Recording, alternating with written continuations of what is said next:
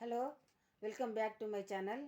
ఈరోజు మీకు ఏం లేదండి, వరి బీజము వస్తుందండి మగవాళ్ళకి.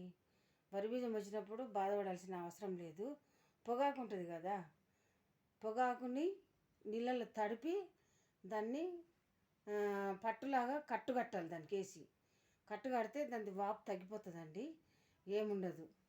అట్లాగనే జిల్లేడు చెట్టు ఆకులు ఉంటాయి కదా, జిల్లేడు ఆకులు తెలుసు కదా మీకు. జిల్లేడు చెట్టు ఆకులను తీసుకొచ్చి దానికి ఆముదం పూయాలి.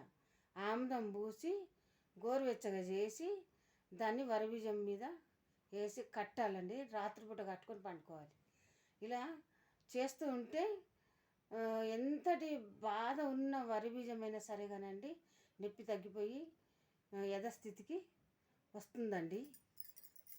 అంతేకాకుండా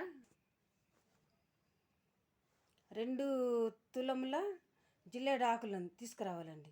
జిల్లేడు చెట్టు తెలుసు కదా మీకు. జిల్లేడు ఆకులను తీసుకొని రావాలి. తీసుకొచ్చి 2 తులముల జిల్లేడు ఆకులకి 1 తులం సైంధవ లవణం కలిపి మెత్తగా నూరాలి. బాగా మెత్తగా నూరి దానిని గోరువెచ్చ చేసి వాచి ఉన్న అన్నం మీద పట్టు వేసి కట్టాలండి.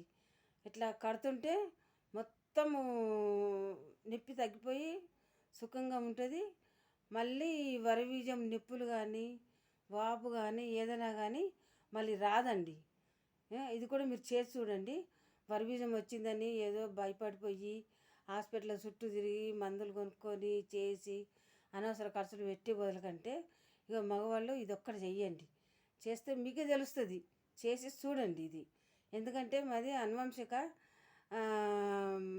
ఆయుర్వేదం కాబట్టి ఇది మా ఆయన అమ్మమ్మ వాళ్ళ అమ్మమ్మల నుండి నేర్చుకున్నది. నాకు వాళ్ళ అమ్మమ్మ నేర్పించిందండి అన్నీ. అందుకనే ఇవన్నీ మీ అందరికి కూడా తెలిస్తే మీరు నేర్చుకుంటారు. నేర్చుకొని